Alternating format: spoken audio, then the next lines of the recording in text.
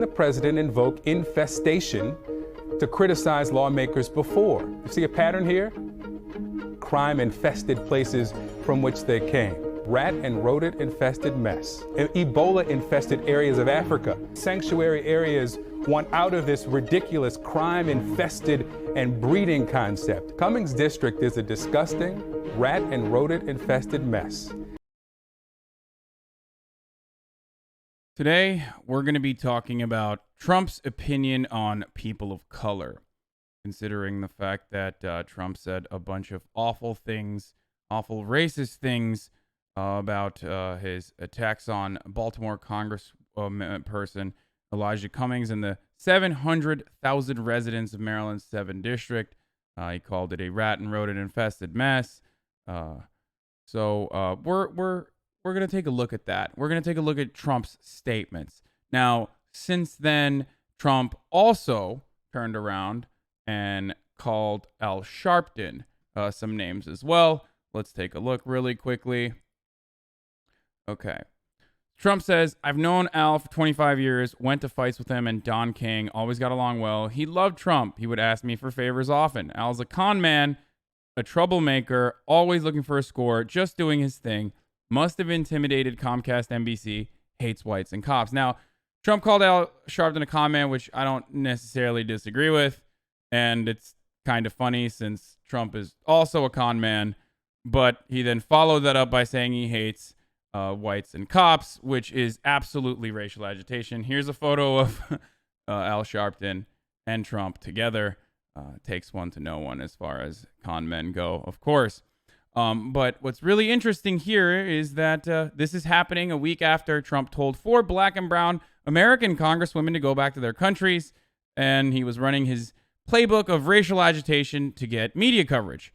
But, of course, according to his supporters, he is not a racist, even though this is the same guy who claimed Maxine Waters was low IQ, who said John Lewis was all talk, that black countries were shitholes, black athletes were sons of bitches, and our black president was likely a Kenyan, and that black and brown kids falsely implicated in the Central Park rape case needed to be executed.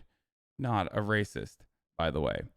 But what frustrates me about this issue, aside from the obvious racism, is how quickly conservative media jumped on the claim that Bernie Sanders had said similar things about Baltimore, and that he could not have been a racist because of that. I mean, this absolves Trump of any sort of racism because Bernie Sanders blasted Baltimore as a third world country as well. As a matter of fact, right after the Fox News coverage on this, Trump, of course, also tweeted it out because Trump parallels everything you hear on Fox News. Here's Trump's statement of defense. Crazy Bernie Sanders recently equated the city of Baltimore to a third world country. Based on that statement, I assume that Bernie must now be labeled a racist, just as a Republican would if he used that term in standard. The fact is, Baltimore can be brought back, maybe even to new heights of success and glory, but not with King Elijah and that crew. When the leaders of Baltimore want to see the city rise again, I am in a very beautiful oval-shaped office waiting for your call.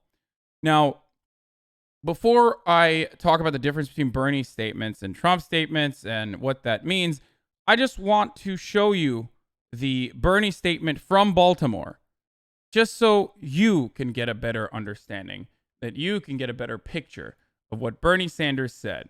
So this is in December 2015 when Bernie's visiting West Baltimore to talk about poverty and disrepair there, and a reporter after the press conference asked about ISIS. Here are Bernie Sanders' remarks. All right, what about ISIS, guys? How often are these people talking about the issues that we talked about today?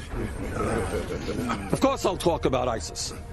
But today what we're talking about is a community in which half of the people don't have jobs. We're talking about a community in which there are hundreds of buildings that are uninhabitable. We're talking about a community where kids are unable to go to schools that are decent. You want to ask me about ISIS? We will talk about ISIS. But what I said, and let me repeat, and you can agree with me or not, what I have said is that obviously ISIS and terrorism are a huge national issue that we've got to address. But so is poverty, so is unemployment, so is education, so is healthcare, so is the need to protect working families.